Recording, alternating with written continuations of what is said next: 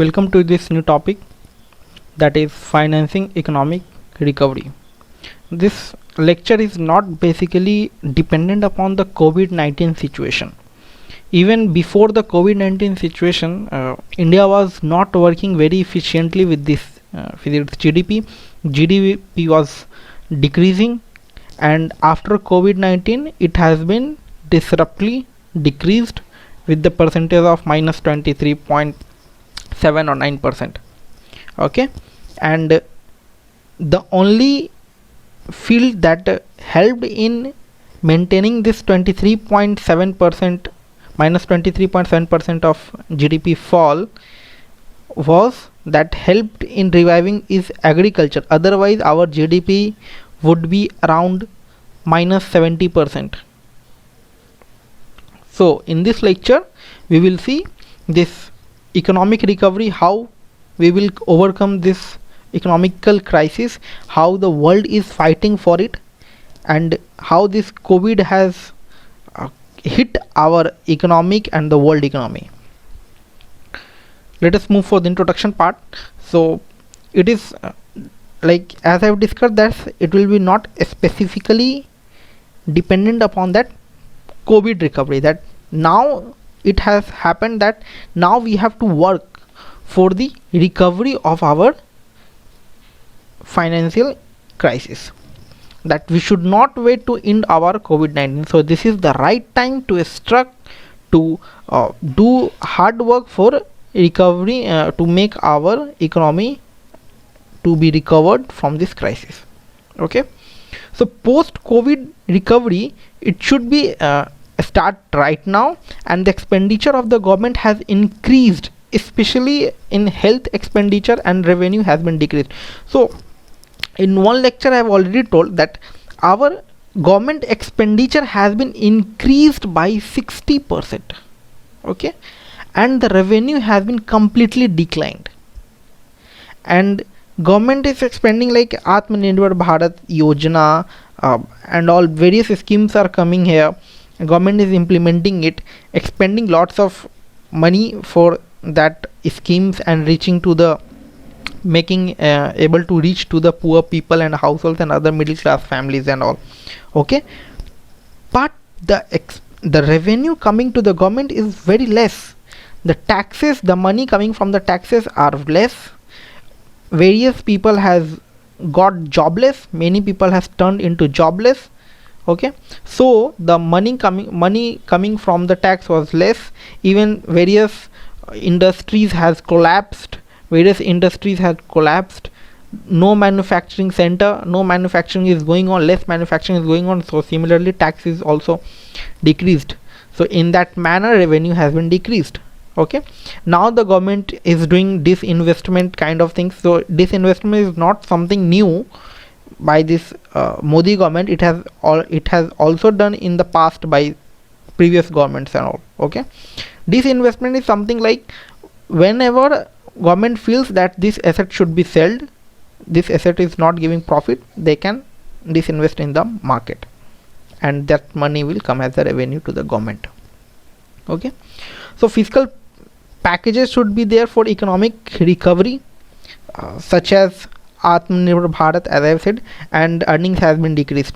So the earnings which was coming from like export earnings, remittances. So remittances is like money sent by NRIs. So the NRIs that are working in other countries are also sending less money in the domestic in our country, as the other countries are also hit. So remittances coming in the countries have also been decreased. Tourism has been decreased. FDI, that foreign companies FDI, that foreign direct investment, so those foreign companies who comes to India for investments has also been decreased. Okay, so thus this our whole earning has been decreased. So this represents that our economic is in crisis. So what are the challenges with the government right now? So the problem with the government is how to prioritize the government. Earlier like when the COVID started, the government think that development in the medical facility will revive the economy.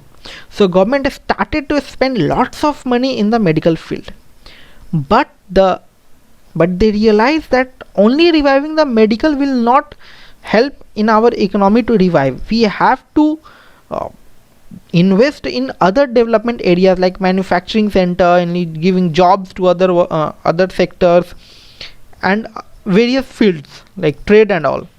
Okay, so that government is confused. Government has a challenge like to which sector they have to prioritize, whether medical sector, whether manufacturing sector, or travel sector, or tourism sector.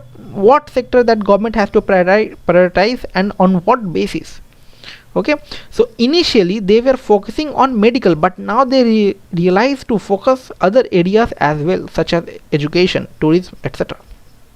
Such as I will give you an example that Thailand now, like recently, that due to the COVID, in this COVID situation, Thailand started to directly giving the money to the businessman or the hotels to recover the economy. Like they are not like investing any policies and all, they directly give the money to the businessman or the hotel, and they said like do the business with the money and just recover the economy through this money. Like then people will come, they will invest in the money and all.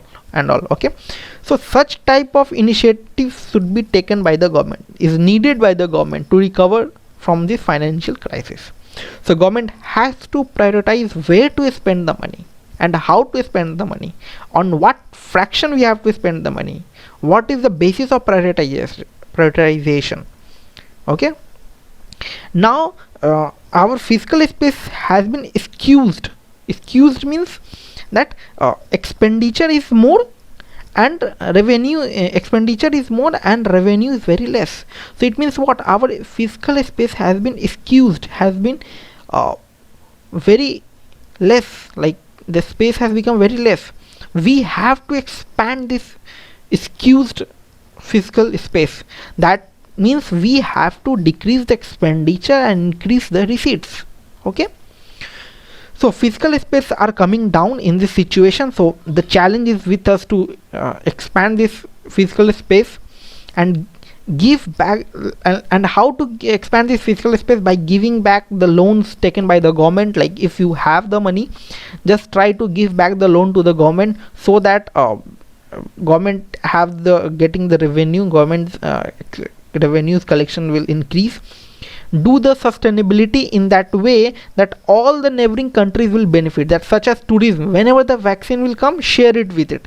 So like do the sustainable practice, like encourage tourism. So what tourism will do, the country the people from India will go to other countries like Nepal and Bhutan, then people from Nepal and Bhutan will come to India.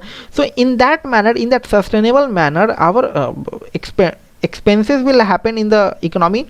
People will start spending in the market, so that the economy will revive. So it is saying that do the sustainable work in with sharing with the neighboring countries, such as tourism, and whenever the vaccine will come, share with your neighbors, so that both together all the people will come together and will revive from this crisis. Okay, so now what are the global initiatives taken at the world level? So if you see that Canada and Jamaica both are in the North America continent, so where they came together to articulate and financing together to safeguard the sustainable development goals.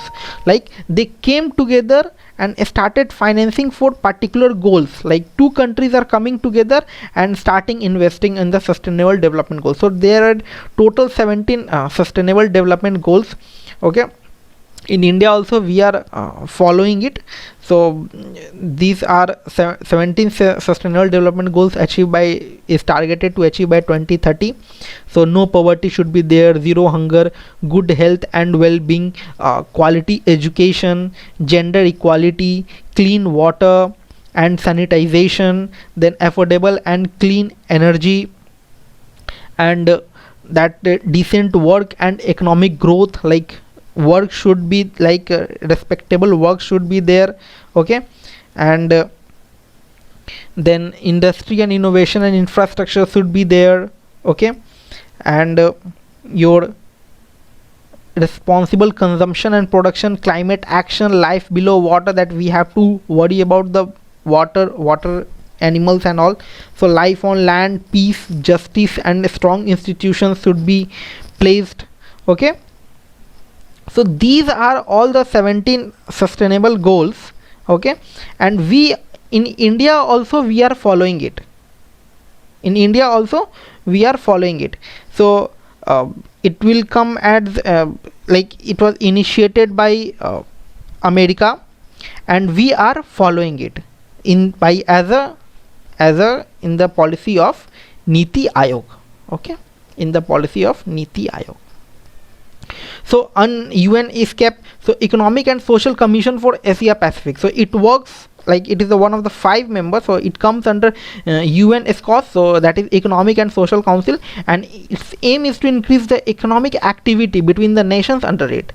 So similarly like G20 summit, so G20 summit like they have said like we are suspending the debt of a country, like if any poor country is unable to pay the loan, suspend it and let it pay able to pay them after COVID-19. Right now suspend it, like if they are poor country, if they are unable to pay back the loan. Okay, so I hope you understand that this 17 sustainable development goals, like if with respect to Niti Aayog, the main motive of the Niti Aayog is to further no poverty should not be there, zero hunger, good health and well-being, gender equality, clean water and sanitization, affordable and all. So just remember, just take an overview of it, no need to mug up all these sustainable development goals. It will be like if you take the overview of these things, so you can write in exam and write in essays and all. Okay, so I hope you understand it. Please like and subscribe if you like the video. This will motivate me further, and the payment you can make me for this teaching is only by subscribing it.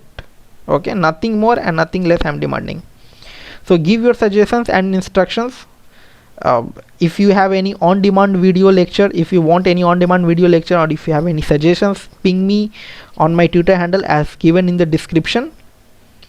I hope you have liked the video, and I will be happy to assist you for any issues. Thank you.